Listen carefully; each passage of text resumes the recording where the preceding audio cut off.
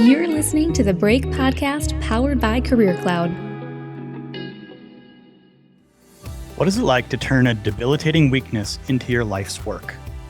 Ty Hoesgen grew up in a farm in Canada where the closest town was only 800 people.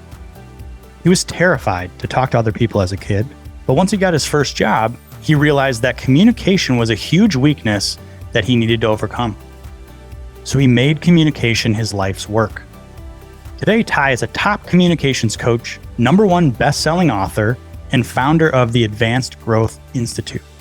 He helps professionals from around the world communicate with confidence, charisma, and clarity so they can get more respect, become stronger leaders, and advance their careers. Motivated by his past struggles, Ty has spent many years and thousands of hours researching, practicing, and experimenting in order to master the world of communication. Determined to make others' journeys less painful than his own, he dedicated his life to figuring out the success formula for communication skills. Ty now uses this formula to help people make progress as quickly as possible: introverts, extroverts, and professionals of all skill levels. With an ever-growing list of client success stories, more people are becoming elite communicators every day. When he isn't working, Ty enjoys lifting weights, playing piano, experimenting with breath work, and seeing how long he can last in saunas and ice baths. You can connect with Ty on LinkedIn by searching Ty Hoesgen. That's Tyhoesgen. You can find his book, Elite Communication Skills, on Amazon. And he even has a free giveaway for our listeners, the 5 science-backed video call secrets every professional needs to know. You can find that at www.videocallstar.com. Be sure to tune into the end where Ty critiques my own communication style live in front of me. I hope you enjoy this episode with Ty Hoesgen. This episode is sponsored by ZipRecruiter. If you need a change and are looking for a new job, or if you're looking to hire for your small business, please check out ZipRecruiter today. Their smart technology matches the right candidates to the right jobs and sends new opportunities right to your inbox. They make finding a job or hiring the right person easier than ever. ZipRecruiter, the smarter way to hire. Try ZipRecruiter for free today by going to ZipRecruiter.com and tell them I sent you. Hi, welcome to the show. Great to meet you, and I'm really excited for our conversation today. Thanks, Mike. Absolute pleasure to be here. You reached out to me somehow. You got a hold of me. You'd listened to one of my episodes and you thought it'd be great to connect. And I got to say, I agree. Having kind of looked at some of your story and what you're all about and how you can help people. And so I think it's going to be a great combination of all of a transformational story. And also then how you are helping everyday people become better. And so I'm really excited to get into all of that. But my first question is, as I ask almost everyone, where are you located? Because I love this remote thing. I love that we are able to connect from everywhere. Where are you located? I'm in Toronto, Canada. Another Canadian. Man, I've had so many Canadians on this show recently. It's awesome. I've had Dan Go. I've had Clint Murphy and Taylon Simmons. They're all Canadians. Like it's amazing like how many just entrepreneurs are up in your neck of the woods. Have you found that the stereotype is true that we're extremely nice?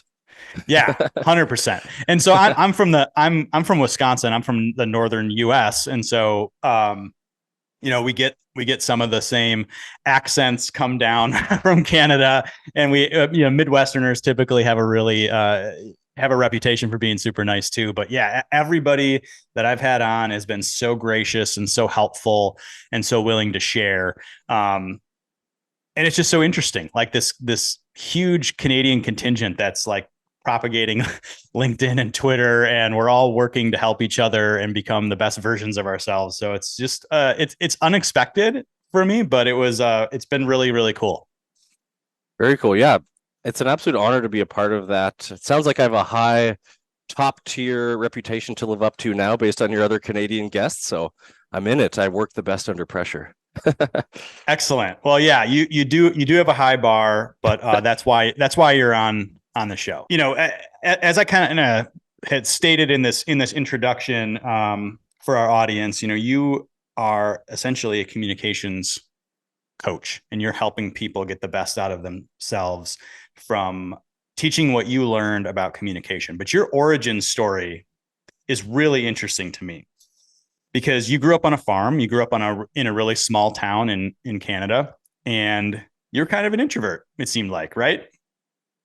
Absolutely. So I was definitely the stereotypical, the shy, awkward, quiet kid. And growing up on the farm, the nearest town had 800 people. It's a lot different than Toronto, the biggest city in Canada where I live today. But growing up on a farm, I was actually pretty isolated from other kids and just people in general. And being the introvert that I was, I really liked this. My favorite thing to do, I just like to go outside and roam through the trees, break sticks, climb the trees. That was my favorite thing. So I actually enjoyed the isolation growing up. And I actually had an older sister that when family did come over, friends did come over, she was the opposite. She was an extrovert. She was very outgoing. So she would actually jump in and speak for me. Somebody would ask me a question. My sister was right there speaking for me. So I actually didn't even get that many opportunities to even practice speaking growing up. And I was actually very happy this way. Now, as a kid, that's fine, right? There's 15 people in my class in school. Being a shy, kind of quiet kid is okay. But you can imagine that as you get a little bit older, high school, college, now when I'm entering the professional world, I'm still that shy, nervous, quiet kid, just in a slightly larger adult body. When did you really first notice that it was going to be a problem or something that you needed to overcome?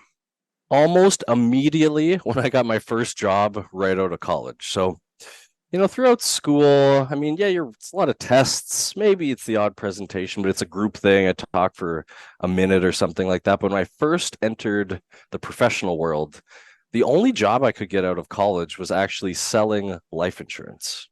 So commission job, sales job. Mm-hmm. At this point in my life, Mike, I'm actually nervous to ask somebody about their weekend. And now I'm asking them, what's going to happen to your family if you die early and unexpectedly?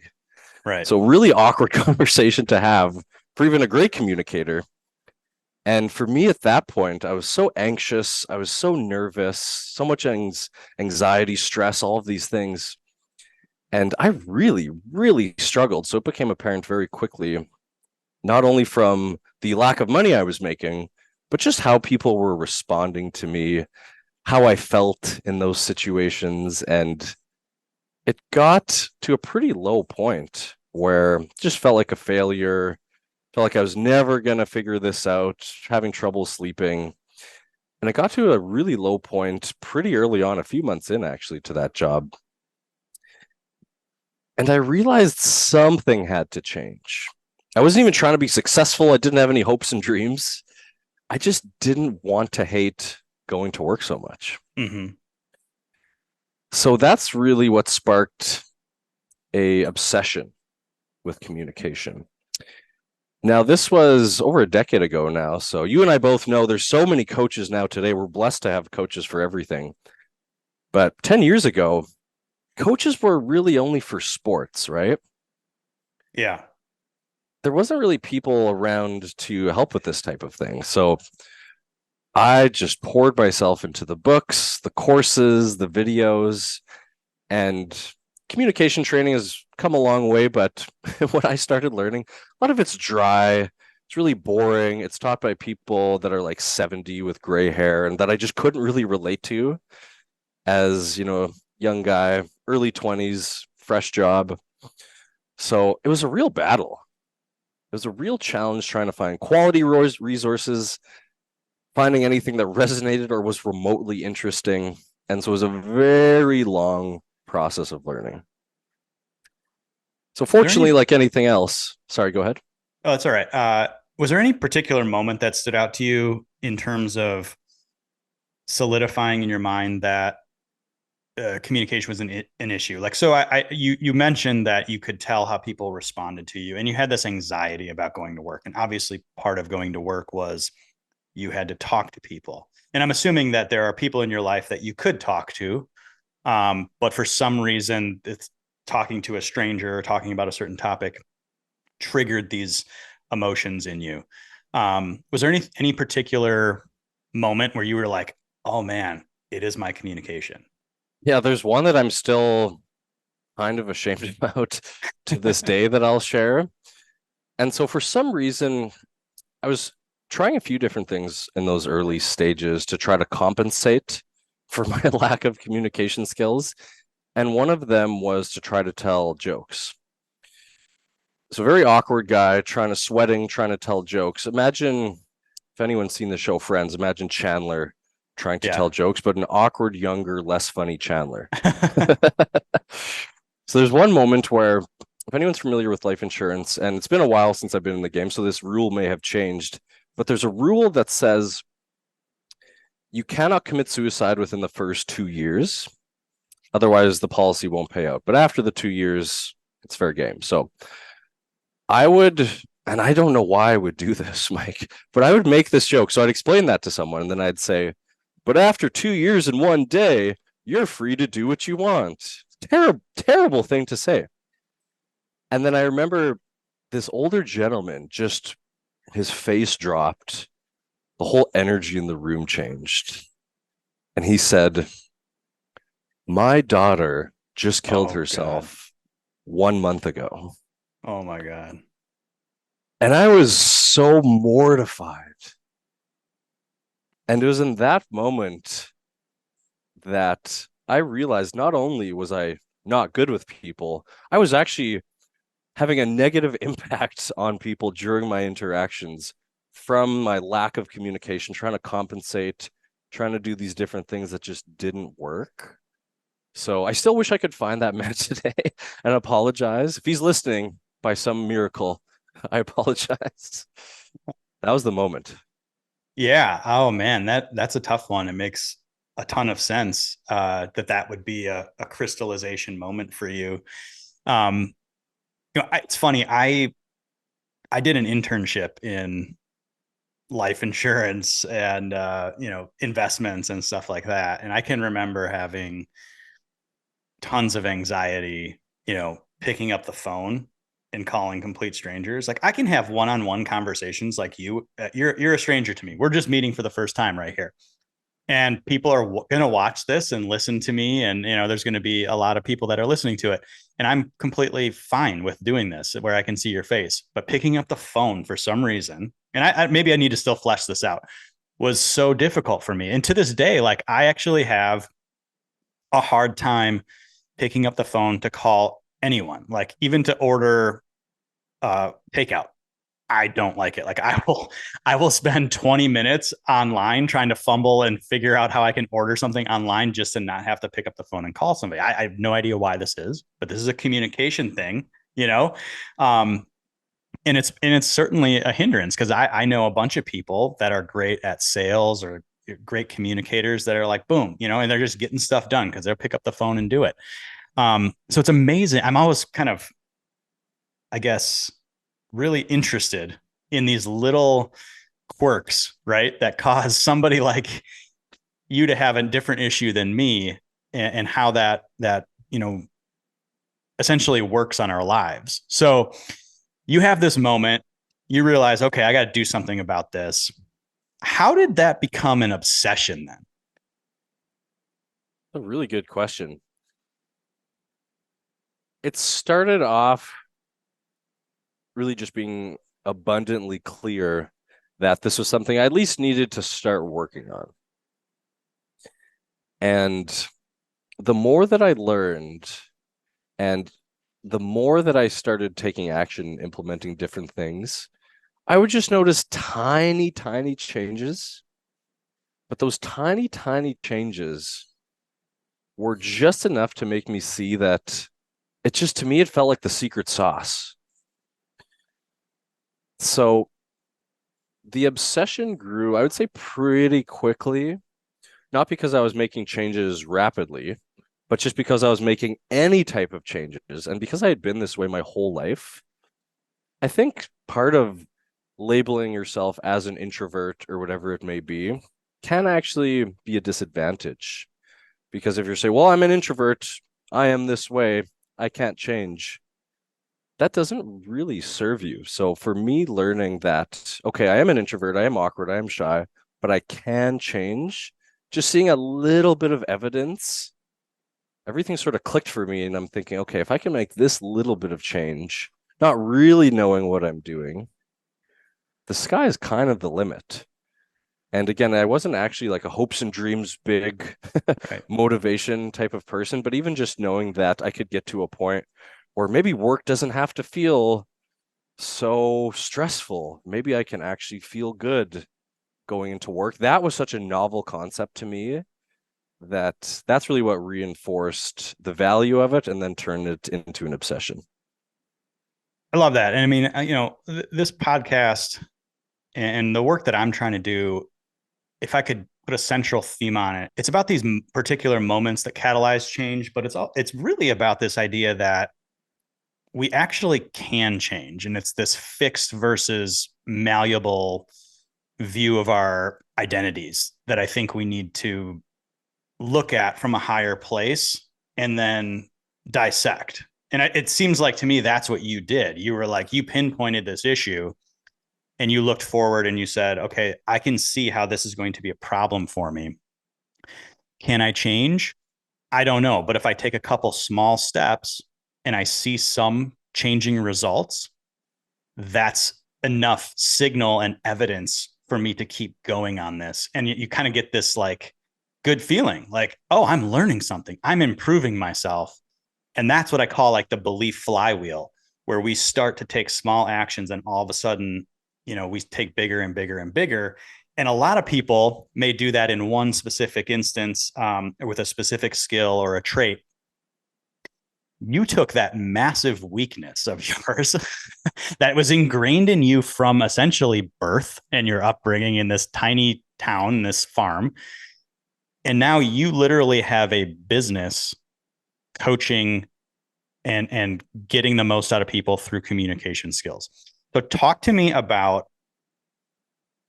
how this sort of self-improvement obsession then translates over to, I'm going to quit my job and I'm going to do this, work in this industry full time. Because I think people are always really fascinated with how you end up making your obsession your work and start to love what you do. And so I'm really interested in that part of your story here. Definitely. So I started making more significant progress as time went on.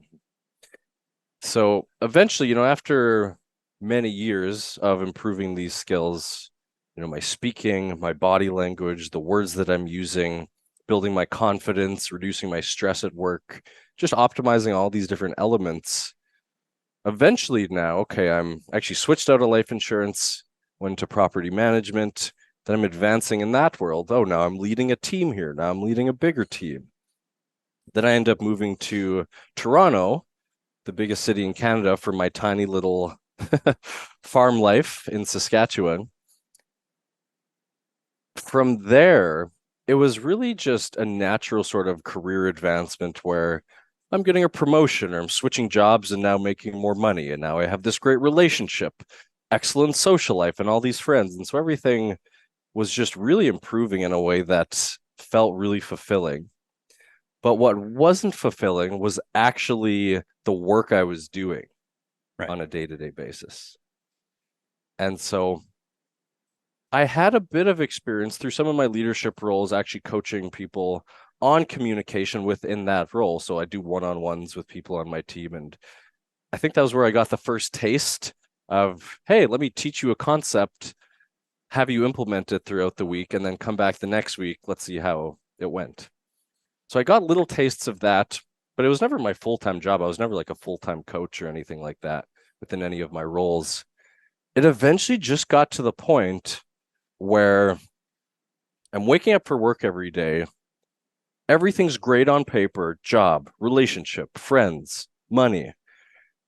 but nothing really felt meaningful about my day-to-day work, right? We spend so much time at work. And if you're not at least a little bit interested or a little bit stimulated by it, that's just not the best way to live life. So it Right. became apparent to me that I wanted to help people more. I had this sort of inner desire for to be of service. And it just felt natural because I did the sort of exploration that I believe a lot of people would do. You're looking up side hustles at first. Okay, what's how can I make money passively? How can I do this? You're exploring other areas. But for me, I had spent so much time learning this thing, this particular set of skills. It's almost felt silly. Honestly, it felt silly to not share that Mm-hmm. with others. So I initially started coaching on the side, started coaching for free for those first couple people just to get the experience, get some testimonials, and then ended up quitting my job and just doing the classic jump out of the plane, figure the parachute out on the way down kind of thing. And thank goodness it all worked out. I'm a believer that if you don't have a choice but to figure something out, that's sometimes the best position to be in, because if you have to figure out a way to make something work, you generally will. That's a really good point. And it's something that I have thought, I've been really conflicted about, to be honest with you. So, my friend Matt Doan and I talk about this all the time. Like he has the sort of, you got to burn the boats mentality. Um, and I've been through like the way that I have juggled career change has always been through a really sort of risk managed lens. Having a family, having other responsibilities. I've never wanted to be in like a really, really pressure packed situation because I just feel like I need time to, figure that thing out. Um, so I've always sort of resisted that idea. And obviously people at different stages of life can take different amounts of risk. Um, so I don't know exactly where you were in life at that point in time, but so that is sort of a caveat to this. Um, but I'm in a position right now where, I've essentially acquired my entire company very recently, and I'm at a burn the boats moment. And I'm at we need to change the direction and take the company in a different direction that is more helpful and impactful to people because that's what's driving me internally. And so I do I resonate with what you said because I do ultimately feel like that is the fuel that's going to help me figure that all out. But it's also scary, taking that type of leap. Um, Talk to me about that moment of quitting your job. So you said it was silly that not to be able to share what you have learned. And I think that's really important. Like you were tapping into your feeling, right? And your innate sense of how you can most help people in this world. And so that part of it makes sense. But how did you decide on quitting just cold turkey like that? It actually was a bit of a longer process in terms of what it felt like to me. So, meaning Yeah. I actually felt like I should have quit 6 months before, and I knew I wanted to pursue that, but I was definitely held back by some doubt, some fear, some limiting beliefs. What if I quit and then I get no clients for 6 months and I make $0? What happens Yeah. then? So I actually prolonged quitting for yeah, it would have been about 6 months after I had felt like I had decided I was going to at some point. So for me, it got to the point where getting up to go to work, it was harder to put in not even a full 8 hours, let's say even working 6 hours at this job, knowing that it wasn't fulfilling or stimulating in any type of way. I felt just emotionally drained and down at the end of the day versus now I can crush out a 12-hour day and doing this work and this business and be like, let's go at the end of the day, still full of energy, full of life. So that was probably the driving factor, was just that almost intuitively knowing that it had to be done. For anyone listening, I encourage you to truly like take a moment and look at your work life now. And I'm not saying if it doesn't feel good, you should change jobs right out, like immediately quit your job.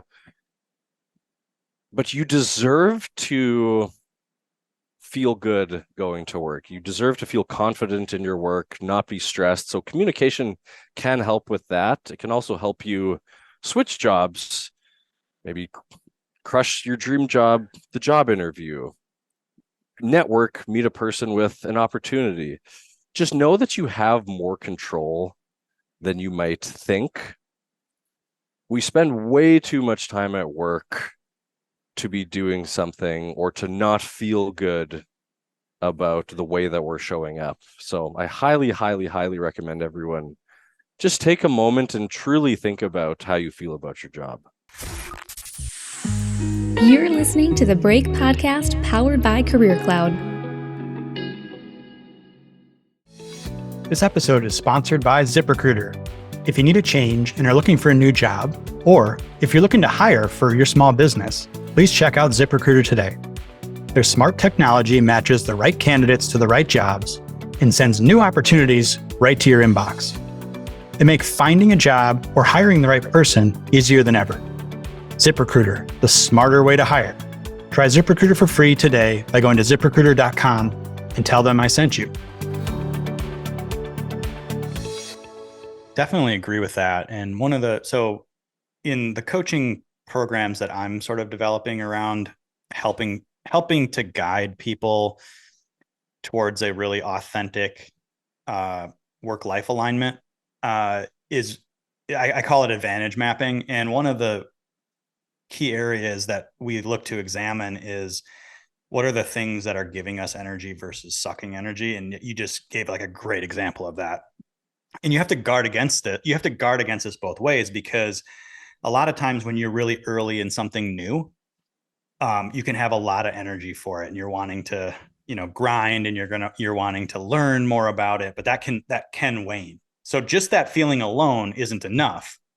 You have to kind of stack some other areas of advantage and understand like what your true interests are and how your personality is, and start to really align these things to kind of come up with, all right, these are the sets of activities that I'm really interested in, and then kind of figure out a way to experiment your way to building that into your work life. It might be a different job. It might be a side hustle. It might be completely, you may end up getting to the point like you did of completely turning it into a business.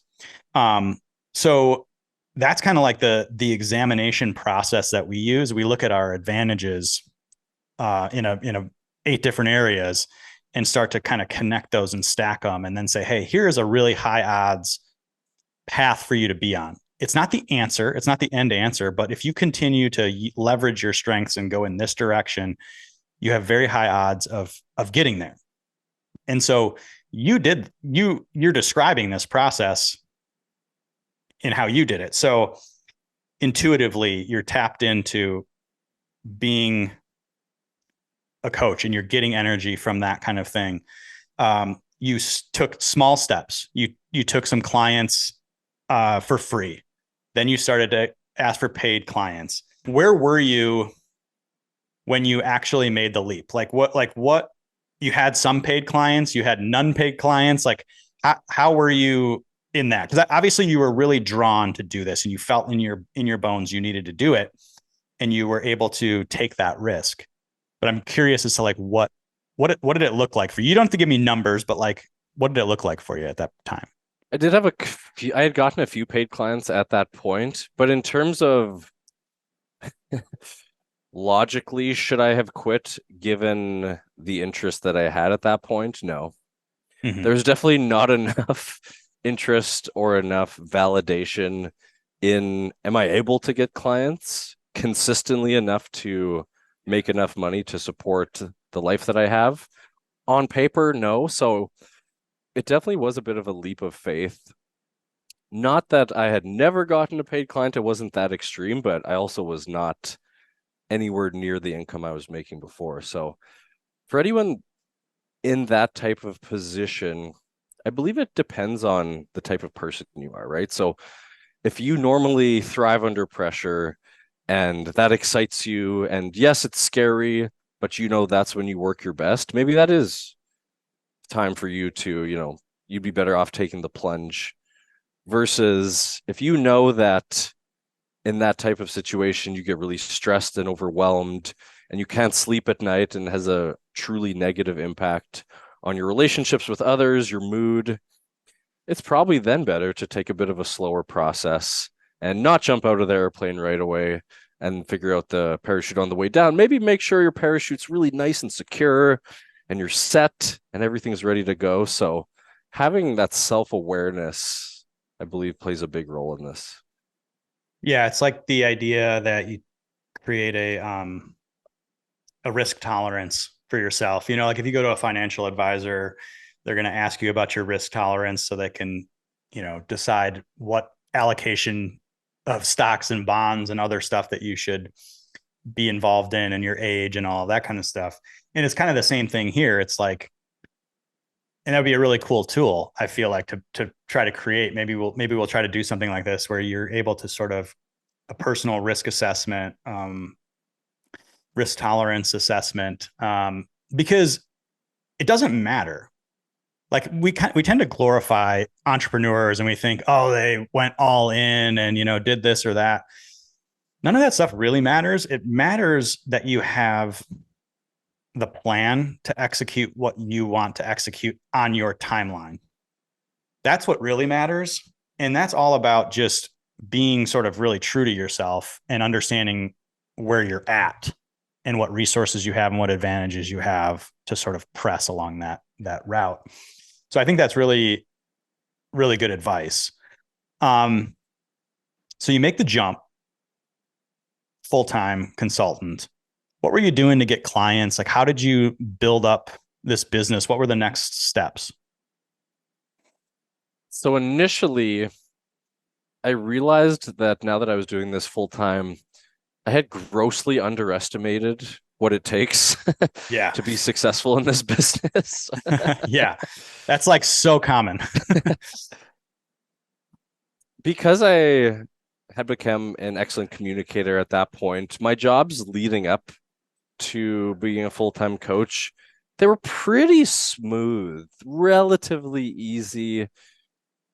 Having a high level of communication skills allows you to be very well received by others. People like you, people respect you. So it's not that I had a sunshine and rainbows life, but everything was fairly smooth and easy at these jobs. Yeah, if there's conflict, I'm very well equipped to deal with it and manage my stress based on all of these tools that I have and all the tools that I teach to clients. So I was a bit surprised that I didn't have that same smooth level of success right off the bat in this business. Now, the reason was I had zero roadmap to follow. Within the corporate world, with these jobs, I'm being hired by companies and they say, here's what you need to do, or here's what you need to figure out. I'm like, okay, I'm not the first person that's ever been in this job. I understand this role and what it takes. But with this coaching business, now doing it full time, I realized, oh, I actually know very little. I got a couple clients, but I actually know very little about the online business world, social media, service-based businesses, websites, like all the things that you need in this world. I knew very, very little about. So I was really just throwing spaghetti at the wall, hoping something would stick. Very, very inconsistent. And it wasn't until I actually invested in a coaching program.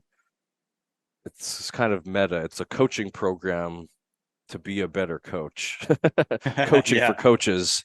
So it basically showed me how to build a coaching business, how to reach out to people on social media, how to build your brand, how to transition a conversation with someone into a sales call. How do you then learn about the person, understand what they need, share your value on that sales call, close them to then become a client? Now that they're a client, how do you help them? What's the best way you can serve them?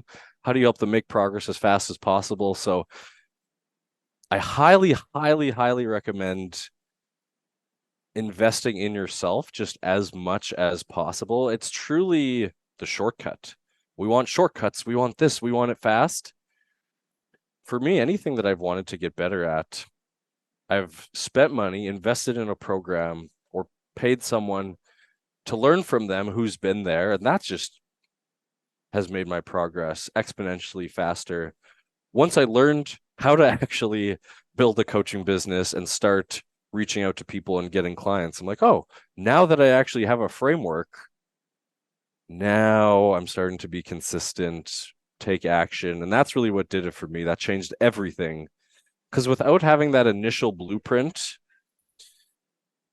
it's different when you're learning something as a side hustle and you maybe have the luxury of time.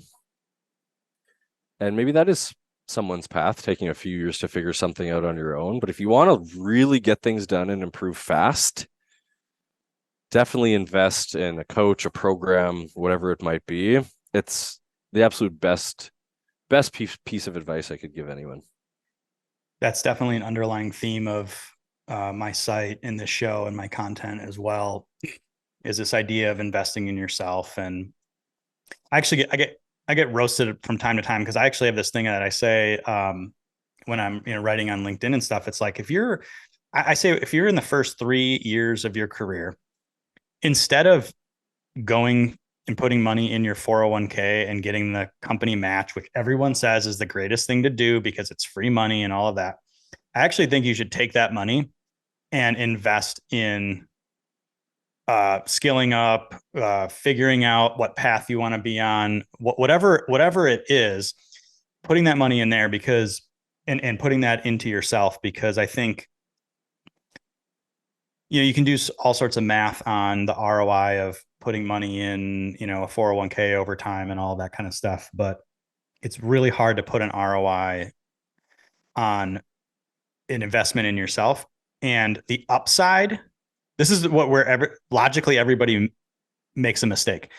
The upside is so much greater potentially from investing in yourself than what the stock market gives you. It is orders of magnitude greater. That's not a guarantee that you're going to get there, but that skew of the probability distribution is so much greater, and we always discount that. So I say 3 years, put it all in yourself, and then you're still young enough to, and maybe you've made an advancement or whatever, and you've figured out a direction and you're using your skills in a better way. Then you can start to take the company match and all this. So I get roasted a little bit for that, but I really believe it. I think it's very key. And what's amazing is in this day and age, you can kind of find a coach or somebody to help you with just about anything that you want. So I love that. So let's get into how you help people with your coaching practice. I think that's a really good transition. So you are a communications coach. Talk to me about like what it is that you do and how you help people. Yeah, absolutely. So I help mainly professionals and entrepreneurs communicate with more confidence, more clarity, more charisma. So our goal here is to basically help people communicate so that they can advance their careers, make more money, get more respect, have better relationships, and ultimately just get more from life overall. So I talked a little bit about kind of the main categories that I teach in communication, which I'll run through again, which is the way that you speak. So how you use your voice, your body language. So that's all the nonverbal communication going on subconsciously, the actual words that you use, how you phrase things, word choice.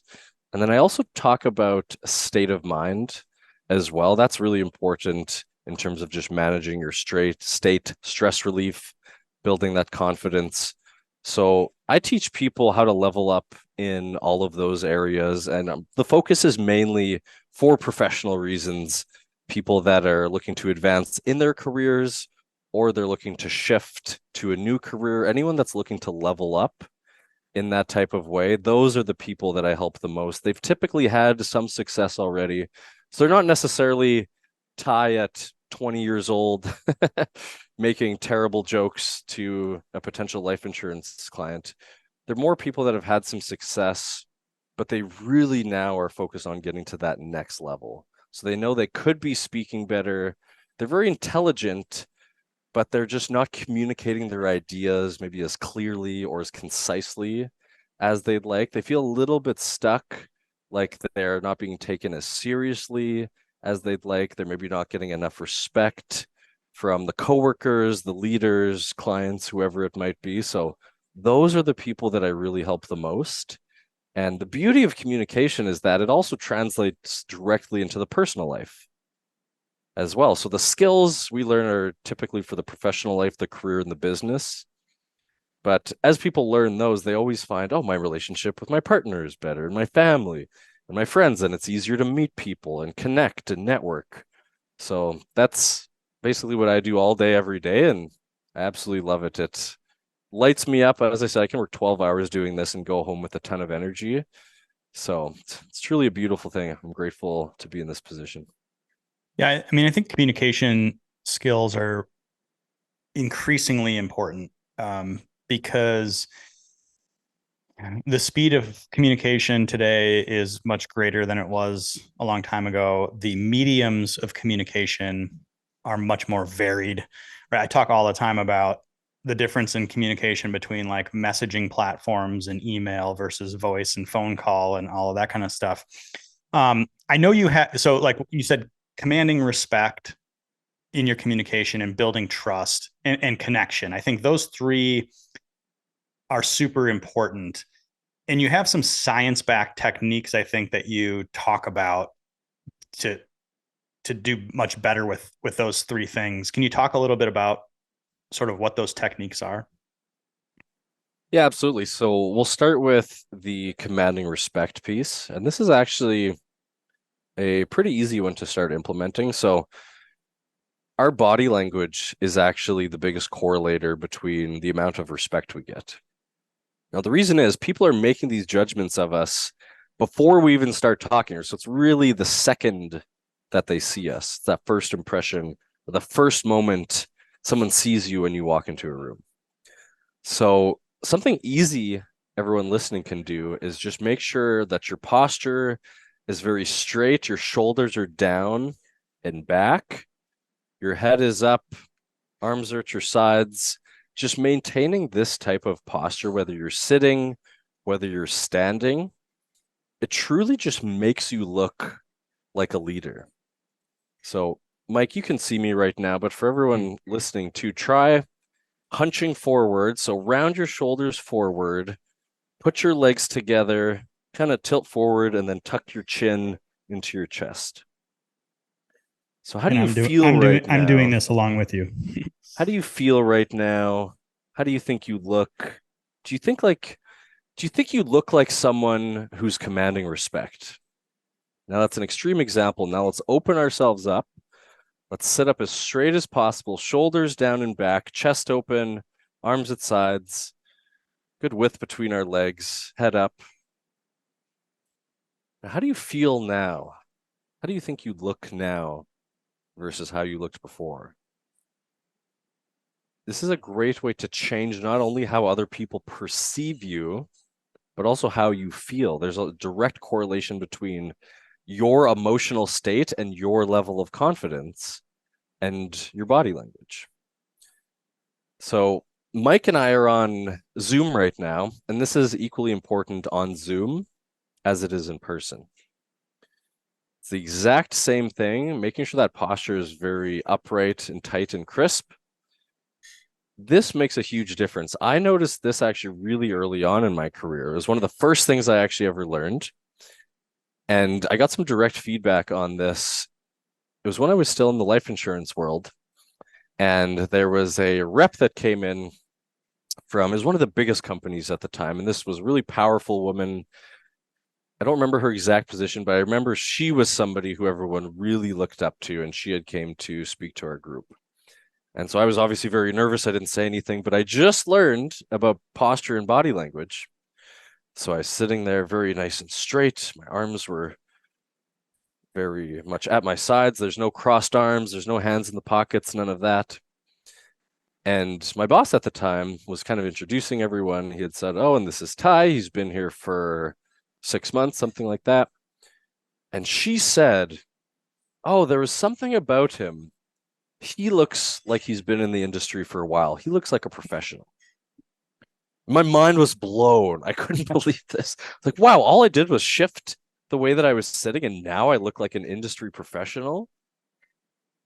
And so I've had clients that just by shifting the way that they sit, even on like the subway, I had a client who he learned about this, and then there was a gentleman who just started talking to him on the subway, got his business card, ended up offering him a job, and I think he ended up getting like a $15,000 increase or something like that, getting this job.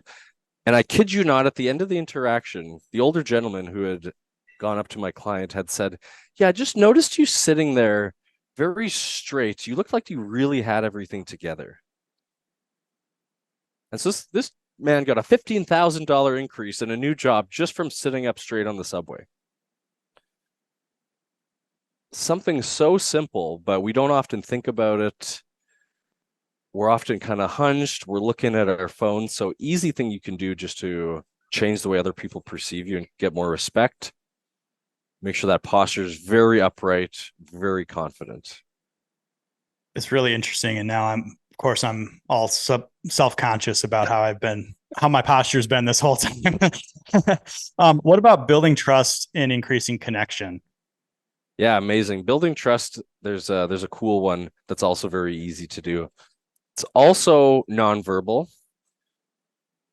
I want everyone to keep in mind that a lot of our communication is more subconscious through our body language than we think. So there's actually studies that show our body language is anywhere from 65 to 90% of our communication. So obviously, if you're listening to this podcast, it's all about my voice and my words. But if you're on a video call or if you're in person, your body language is actually more important than anything else. So for trust, this goes way back to our caveman, cavewoman days. These are instincts that are still inside of us.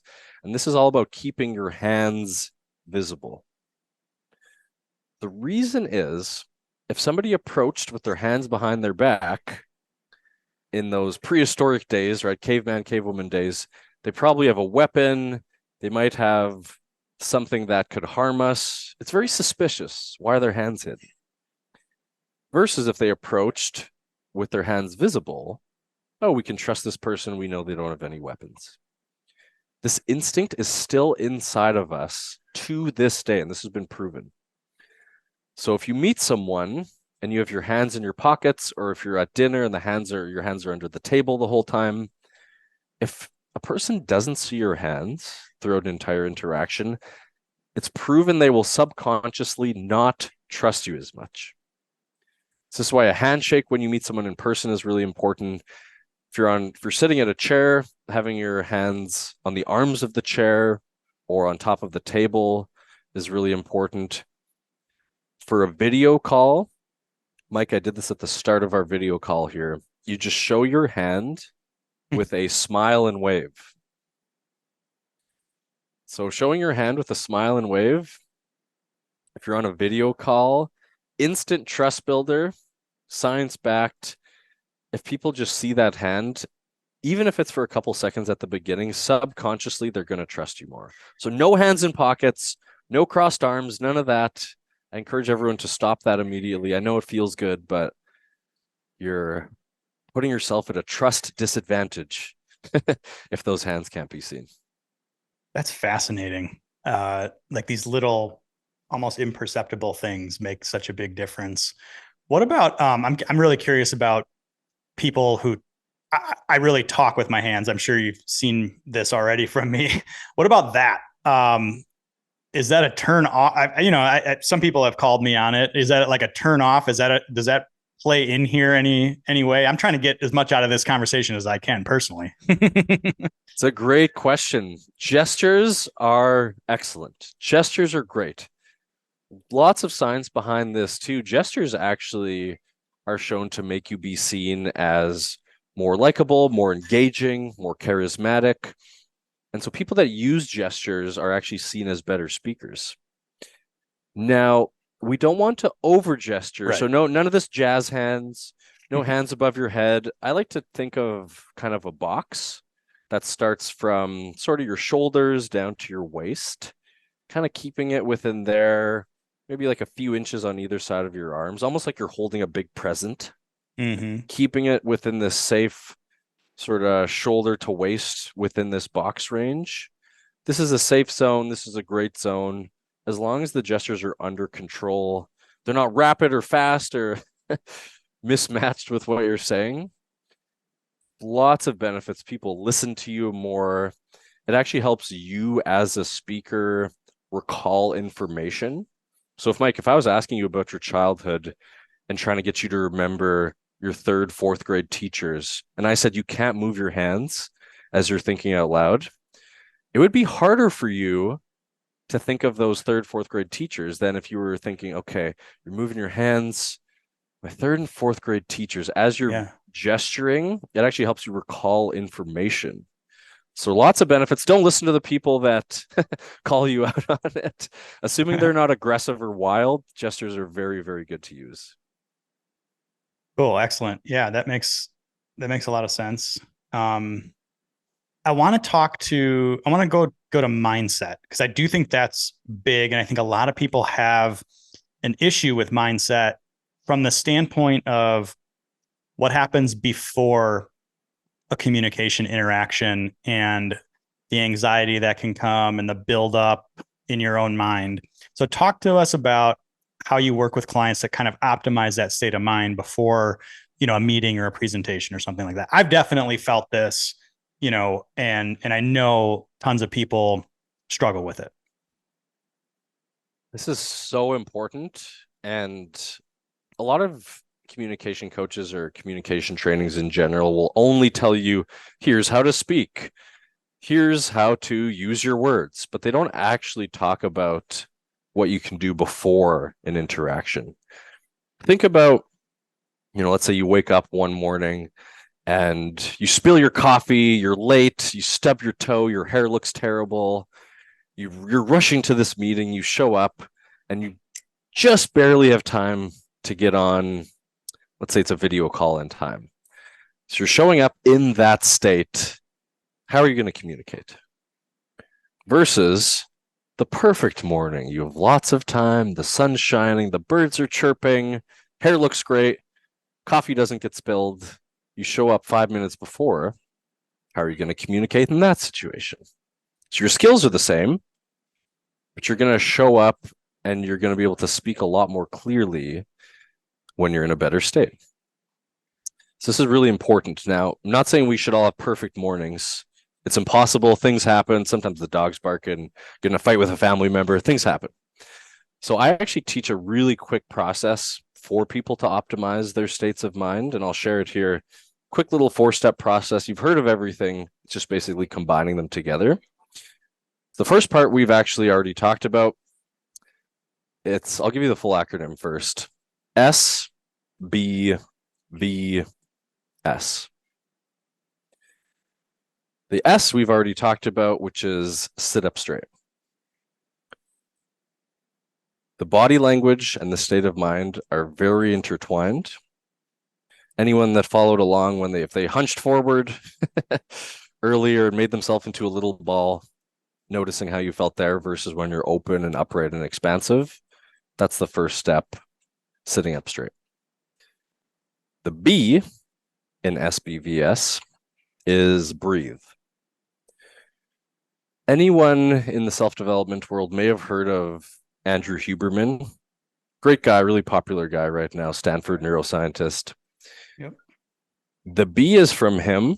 It's the physiological sigh. So this is a breathing technique that's been proven by him to be the fastest way to shift your state of mind, to shift from that fight or flight into rest and digest. So the physiological sigh is a double inhale through the nose, single exhale through the mouth. So it's a long exhale through the nose first, a long inhale through the nose first, followed by a short inhale through the nose just to get a little bit more air, and then a long extended exhale through the mouth. So it's a long inhale through the nose, followed by a short inhale through the nose, ending with a long exhale through the mouth. So if you look up the physiological sigh, you can see Andrew doing an example of it as well.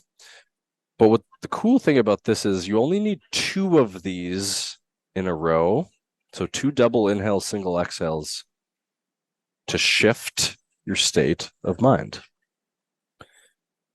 So as you're sitting up straight, which is the S, you're doing your breaths, which is the B. You move on to the V, which is visualize. And because we want to be really quick and shift that state as fast as possible, all you do is visualize, or if you're not a visual person, you can just think about someone or something that brings you joy. Pets work great, kids work great, partners work great, could even be a vacation spot, could even be someone else's pet. If I Google dogs with sunglasses, I can't not smile. So anything that just brings you joy, you're sitting up straight, you're doing these breaths, you're visualizing, maybe it's your pet or a kid. As this is happening, the final step, the final S, is just to smile. It should be easy to smile if you're thinking about something that brings you joy. The smiling releases the dopamine, the serotonin. It releases some of those feel-good chemicals in our brains.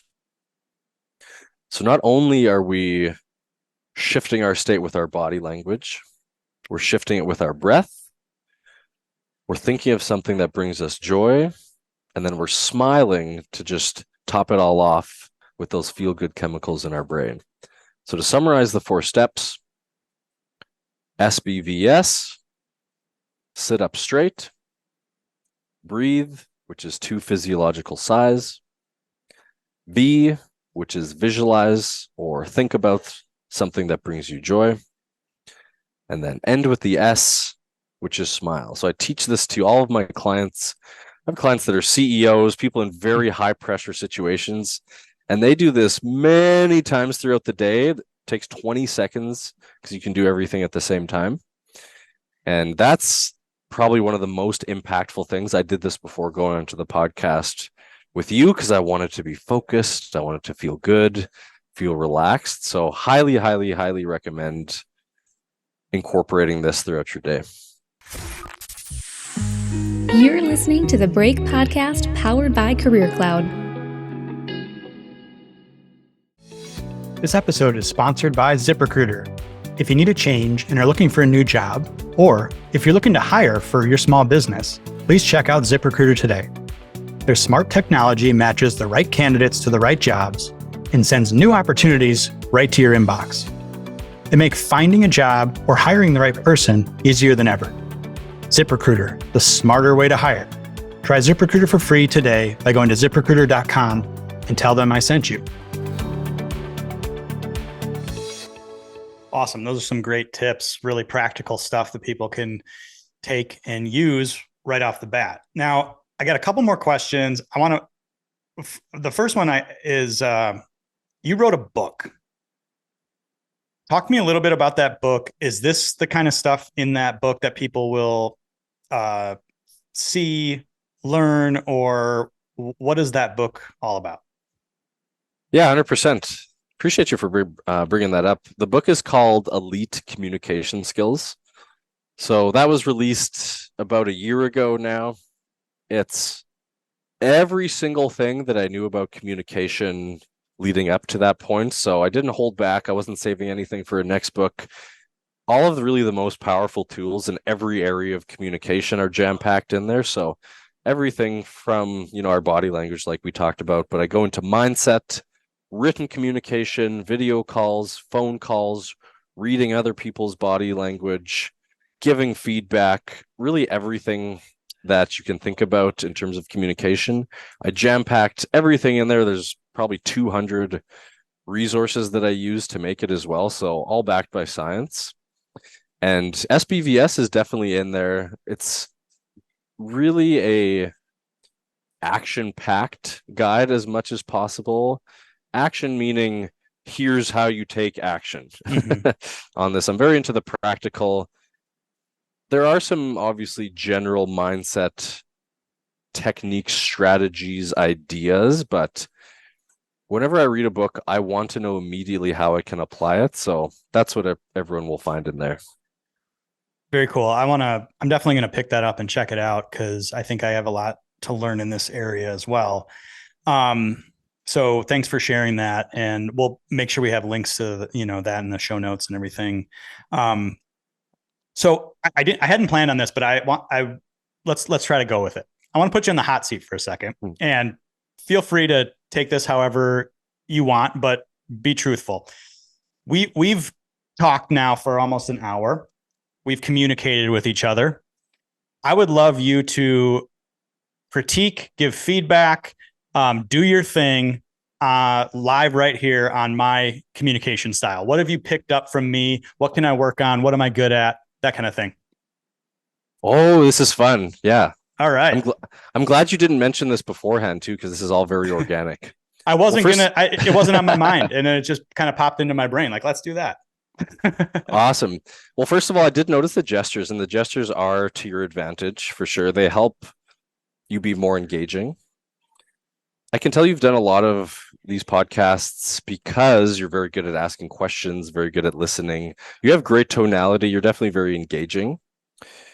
Something that you could do more of. So we're actually on a video call right now. So you're pretty good at looking at the camera, but you could do more of that in terms of the eye contact and increasing the connection even more. I'll stick on the body language. The shoulders could be a little bit down and back. I noticed that you've corrected it since we've started, but at the beginning, the shoulders were a little bit up, hunched forward, not much, but to really look as powerful as possible, we could have corrected that a little bit. Okay. The way that you speak, I actually didn't really notice anything major that, like in terms of mistakes that you're making. Are you aware of voice inflection at all? Do you know what voice inflection is? I mean, I think I understand the concept. I couldn't critique my own voice inflection, but okay. Yeah. So this is very small. You don't do this too much. Sometimes there is a little bit of upward voice inflection, which is kind of going up at the end, just a little bit.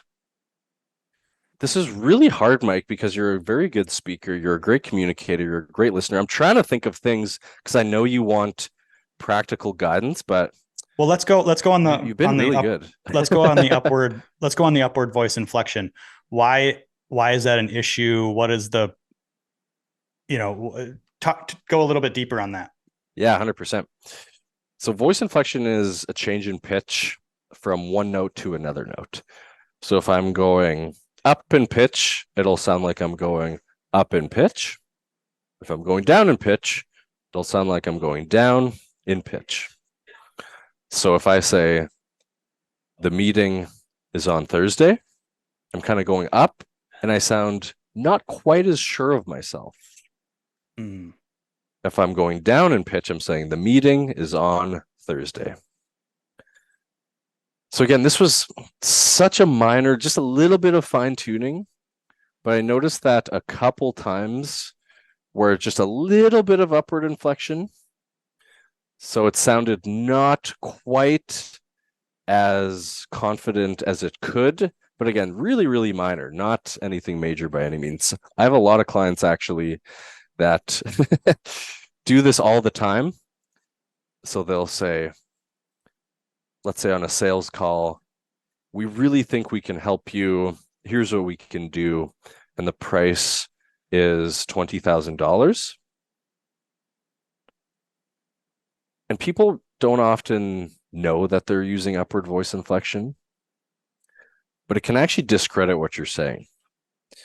So certain people do this when they're nervous. Lots of people do this in kind of those uncomfortable situations, uncomfortable topics like money, timing, deadlines, that sort of thing. So anyone listening, just be aware of this, that if you're recording maybe a video call or recording a voice note, listen back to see if you're going up at the end of your statements. Because if you do that, it sounds like you're unsure. It should only be used when you're asking a question, because it sounds questioning, right? Yes. The meeting is on Thursday. Is it on Thursday? Are you asking me or telling me? Right. Yeah, exactly. So that's actually a big one. And I do want to stress, Mike, that's just the smallest little fine tuning. You barely do that. Well, I appreciate it. I mean, I didn't really know or think about it, and it's something that I will make sure I work on.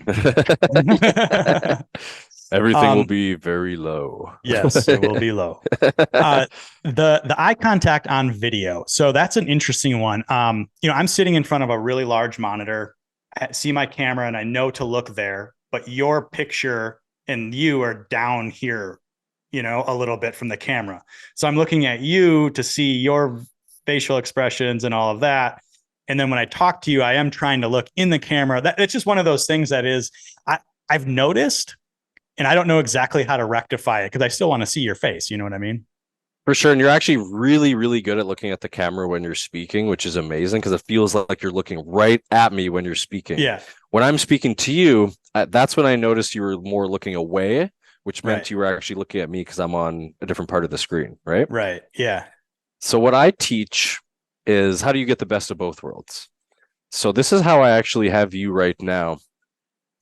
You can minimize the Zoom window or Teams, whatever platform is you're on. It's the same thing. You can minimize it and then actually drag the window up to the top so that the window, and it's going to be smaller, sure, but the window is going to be right at the top middle, as close to the camera as possible. So that way, you can look at the person and look right beside the camera at the same time. And so I have a free gift I'll give away at the end of this, which is actually a video call training. And one of the videos you have access to as part of that actually shows you exactly how to do this visually. And so that's something I'll give away at the end. But essentially, it's just minimizing your screen. So for example, I minimize you. I can't see myself. I can only see you. And then I just drag you up to the top right by the camera so I can look at both you and the camera. That is super helpful. Thanks for going through that. And yeah, we'll make sure we link to your giveaway and all of that kind of stuff. That's super helpful. Thanks for doing that. I appreciate it. That was kind of a fun little thing for me to have a live critique of my communication style. So I really appreciate that. I got some rapid fire questions to close this thing out, and then you can let us know where we can learn more about you and the work that you do and your giveaway and all that kind of stuff. But I want to get through just a few rapid fire questions, if that's all right. Absolutely. All right. So is there an author, thought leader, or influencer that you've recently come across that has caught your attention that you're really paying attention to? Yeah, I believe a lot of people would probably say this guy, Alex Hormozi. Definitely. He's absolutely blown up over the past year or so, and extremely intelligent guy, great businessman. And I just really enjoy his perspectives. Okay. Yeah, that's a good one. Definitely know who he is. Are you reading a book right now, or have you read one recently that's really had an impact on you? Yes, right now I'm actually rereading Meditations by Marcus Aurelius. So it's a book on Stoicism that I find to be really helpful because it just reminds me of, certain ideas and themes that are helpful in my daily life, like accepting the things I can't control, managing my emotions, not letting them negatively influence my behavior, working hard in service of others, whether I'm tired or no matter how I feel. So I really like having that one as just sort of a daily reminder for those things. Excellent. Do you have, I want to know your one piece of advice that you have from your past and your experience. What is one piece of advice that you would give to someone that's just starting out in the professional world and trying to get a foothold? We touched on this a bit earlier, really just becoming obsessed with improving yourself and investing in yourself. And I would say physically and mentally, putting the time, effort, resources into your self-development as much as possible. Yeah, I love that. That's a great one. My final rapid fire question is, there's a lot of kind of negativity and uncertainty in the world, but what is something that's got you really excited about the next 12 months? This is a great conversation starter for anyone listening. Ask people what they are excited about. If you ask them, how are you? Oh, not so good. I'm tired. If you ask what they're excited about, you're guaranteed a positive answer. So I just want to recognize how great that question is first.